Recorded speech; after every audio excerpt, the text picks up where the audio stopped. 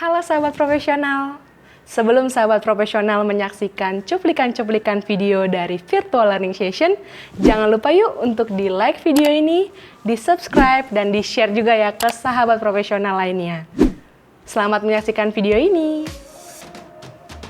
Nah, dengan MBTI ini, kita bisa diharapkan akan bisa lebih baik berinteraksi dengan orang lain. Introvert itu tipe orang yang semakin dia ketemu orang makin meriah, jadi orang bilang tuh makin happy. Nah, sebaliknya introvert adalah tipe orang yang senang juga ketemu orang, tapi dia perlu jeda.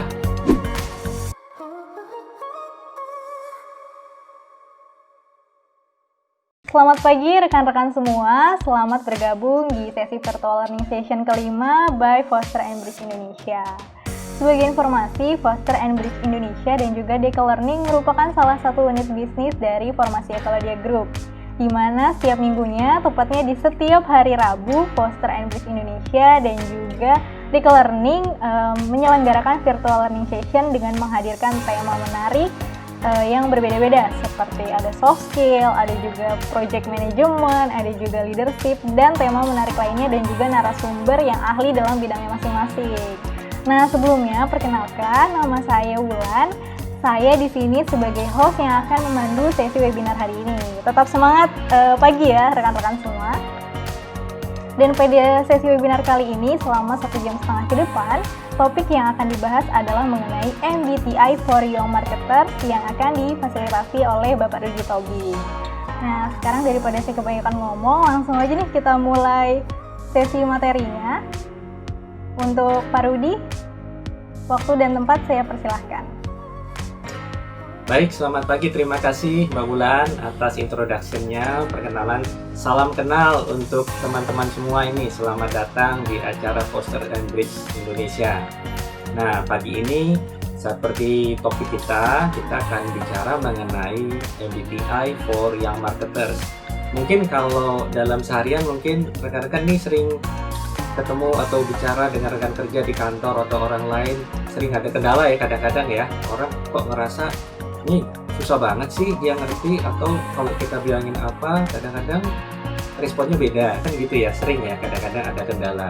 Nah, ini mungkin salah satu simptom lah, kondisi dimana mungkin ada yang belum match nih sedikit mengenai apa yang kita expect dan apa orang lain expect.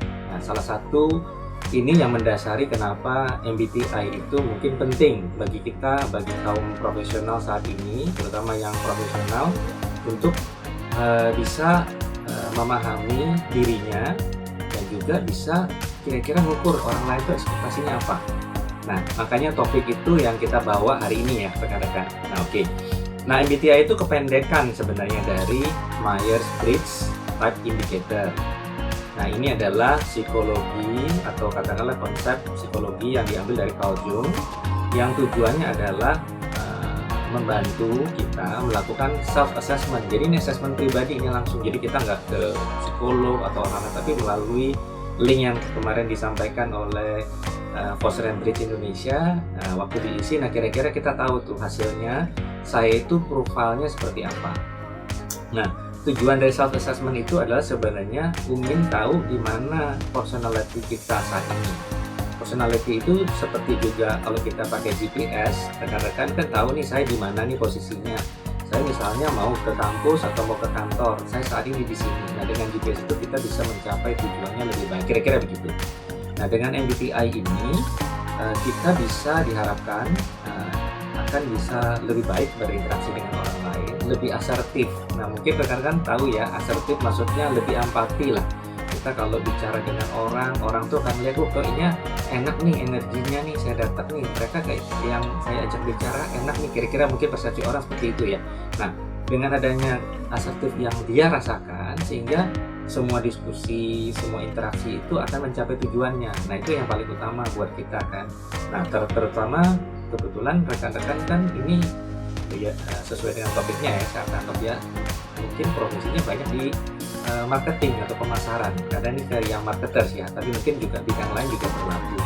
Nah, yang marketers itu kan tiap hari ketemu dengan orang, menyampaikan tujuan perusahaan, ide atau gagasan. Nah, Kalau dia tidak tahu kelebihan kekurangannya dia, itu akan sulit nanti berinteraksi dengan orang. Nah, dengan MBTI ini membantu kita nih untuk bisa menjembatani gap itu. Nah, dengan manfaat kita lebih asertif, sehingga yang berikutnya adalah kita punya personal skill itu makin lebih baik. Nah, mungkin contoh yang paling rekan-rekan sering lihat, kalau kita lihat presenter deh di TV, kenapa sih mereka kayaknya ngomongnya enak gitu, didengarnya enak, kemudian kita yang nontonnya juga berjam-jam atau topiknya juga nggak bosen gitu. Nah, itu mungkin dia bilang interpersonal skillnya sudah bagus banget.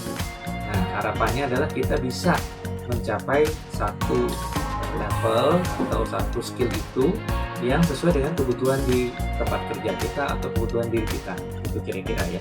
Jadi manfaatnya adalah kita lebih asertif nantinya, lebih empati terhadap situasi, lebih alert, lebih cepat respon. Yang kedua adalah interpersonal skill kita lebih baik.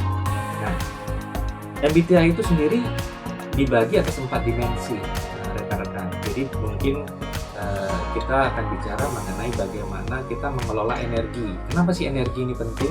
Karena apa?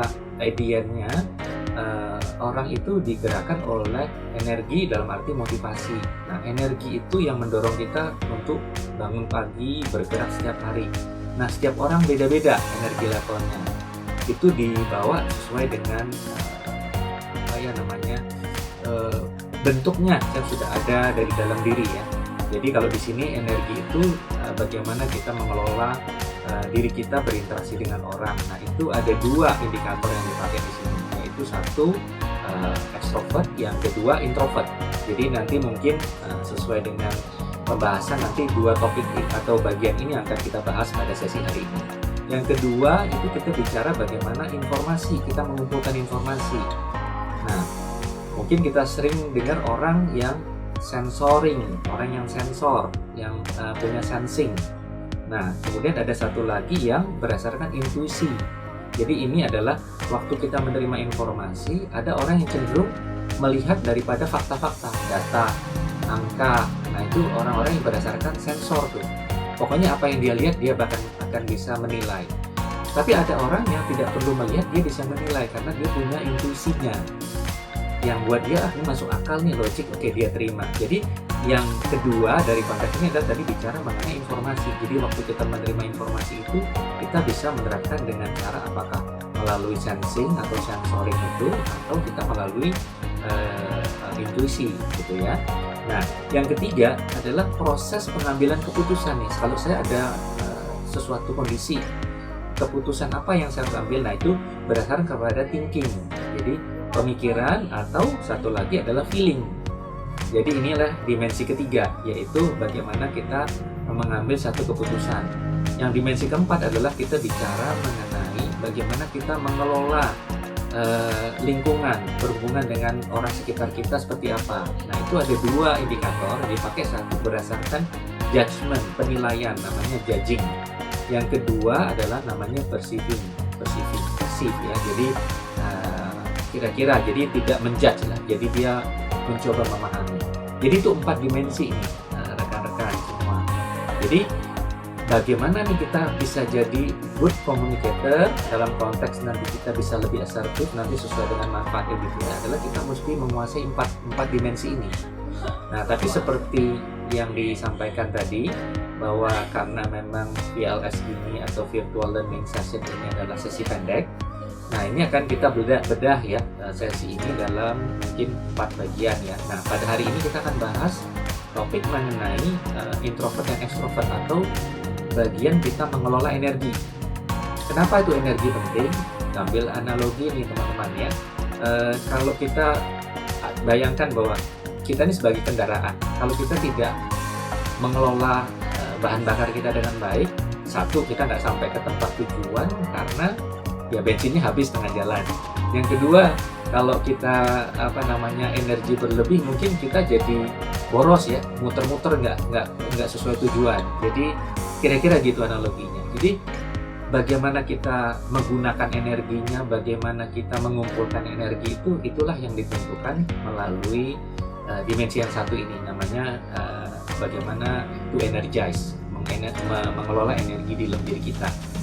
Nah, tipe yang pertama tadi adalah extrovert. Extrovert itu adalah tipe orang yang semakin dia ketemu orang makin meriah. Jadi orang bilang tuh makin happy dia. Karena apa? Sifatnya adalah justru orang-orang di sekitar dia yang akan membuat dia berenergi.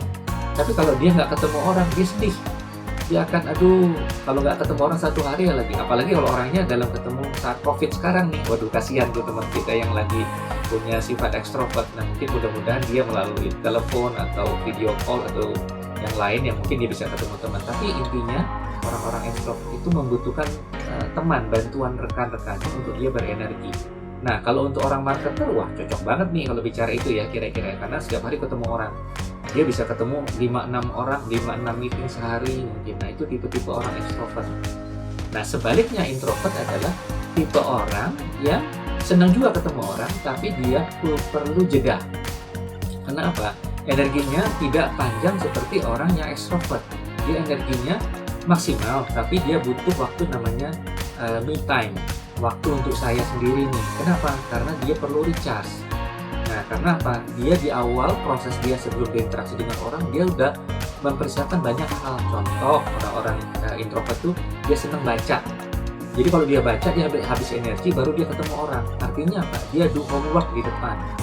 Nah, kalau dia do homework, dia capek. Waktu ketemu orang, dia nggak bisa langsung ketemu. Beda dengan orang ekstrovert, dia nanti nyatet waktu udah ketemu orang.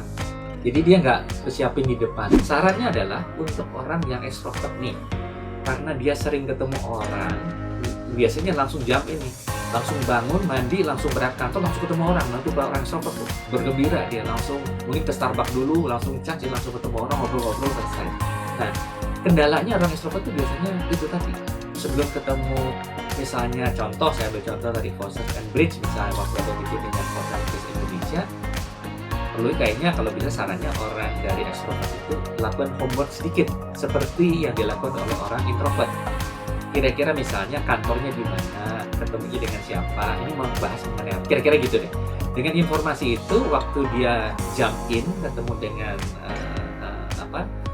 kolega, partner bisnis atau customer atau pihak lain, itu dia sudah ada sedikit referensi kira-kira gitu. Itu saran untuk orang ekstrovert.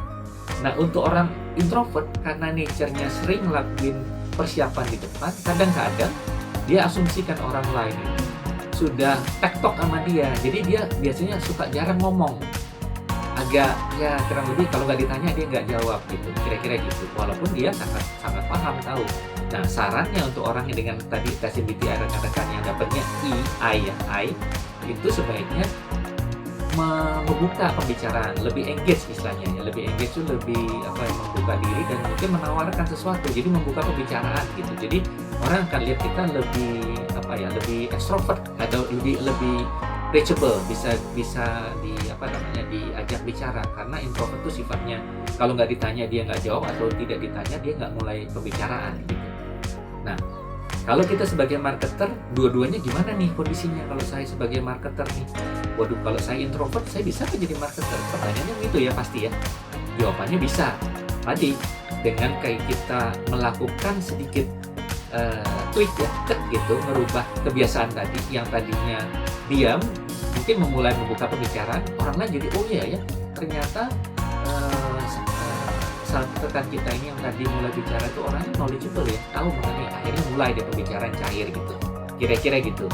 Jadi kalau kita memanfaatkan dua subdimensi ini dengan baik, wah saya yakin rekan-rekan bisa gantiin posisi itu. Maksudnya kalau saya punya naturalis adalah ekstrovert, dengan skill ini saya bisa kontes dengan skill introvert bisa di kantor, dan sebaliknya.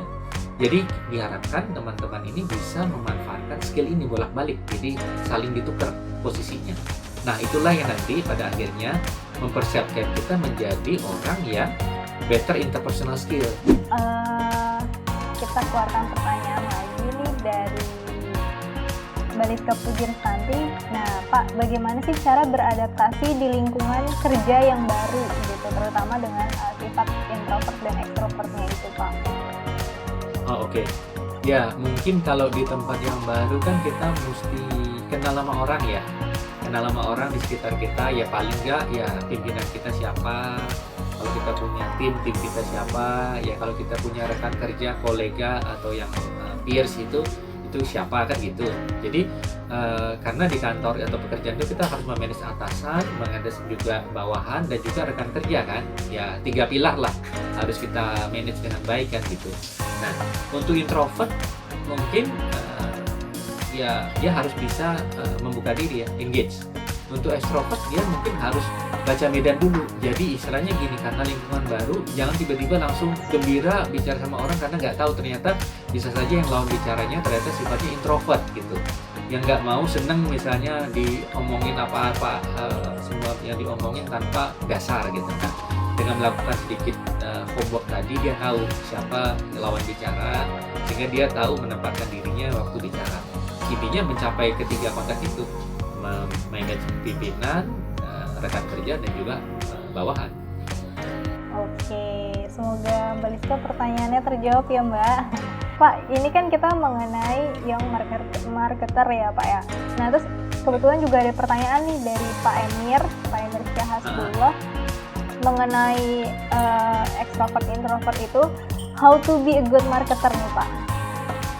Oke, menarik tuh. Jadi sebenarnya dua-duanya good marketer.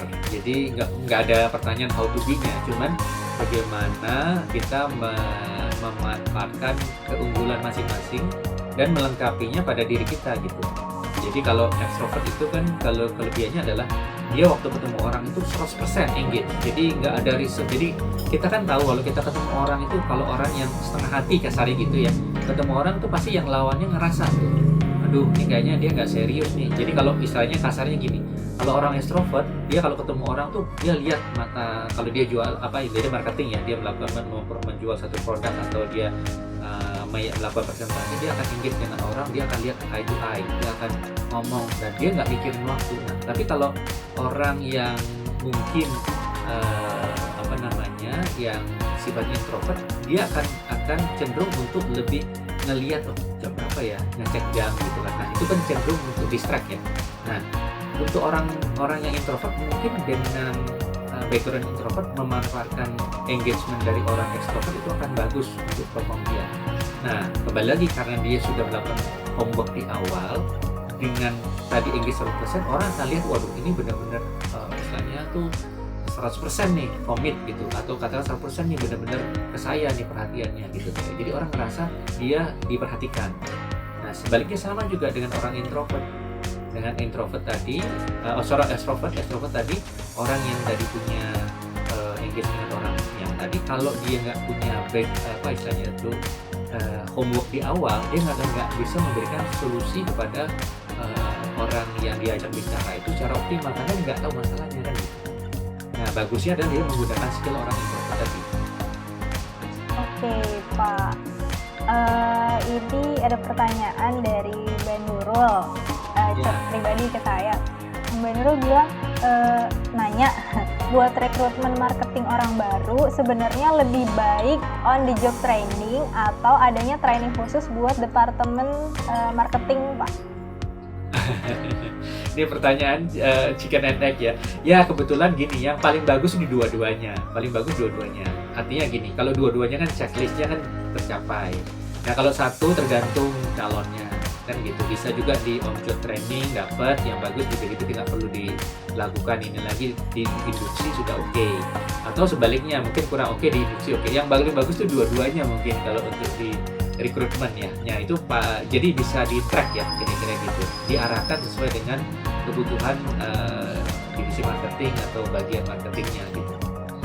Terima kasih juga nih untuk Mbak, Mas, dan juga rekan-rekan yang sudah bertanya tadi kepada Pak Rudi, seperti Mbak Almandia, terus juga ada Mas Nova, Mbak Liska, Mbak Ika, dan Mbak Kartika, dan mungkin beberapa rekan yang tadi bertanya dan tidak bisa saya katakan terima kasih secara satu persatu. Pertanyaannya seru-seru banget, sudah mengisi VLS hari ini ya Pak. Iya. Dan mungkin nanti kita next akan bertemu lagi di sesi berikutnya, karena kan kita setiap hari Rabunya menghadirkan tema-tema yang berbeda dan juga dengan narasumber yang berbeda juga. Nanti mungkin juga kita bisa bertemu lagi dengan Pak Rudi membahas mengenai MBTI, tapi topiknya lain lagi ya Pak ya. Iya betul ya. Dan terima kasih juga nih ya Pak Rudi sudah memberikan materi yang bagus dan menarik hari ini. Semoga bermanfaat bagi rekan-rekan semuanya, dan terima kasih juga untuk rekan-rekan yang sudah menyaksikan di Zoom maupun di live streaming Facebook. Akhir kata, wassalamualaikum warahmatullahi wabarakatuh. Terima kasih rekan-rekan, sampai berjumpa di virtual learning session berikutnya. Terima kasih. Terima kasih. Nah, itu dia beberapa cuplikan-cuplikan video dari virtual learning session. Sebagai informasi sahabat profesional, virtual learning session ini rutin kami lakukan di setiap hari Rabu dari jam 10 pagi hingga jam setengah 12 siang. Jika sahabat profesional ingin mendaftar, boleh langsung menghubungi tim kami di kontak yang tertera di description box di bawah ini. Jika sahabat profesional menyukai video ini, jangan lupa ya untuk di-like, di-subscribe, dan di-share juga ya ke sahabat profesional lainnya. Sampai bertemu kembali di video kami selanjutnya. Bye-bye!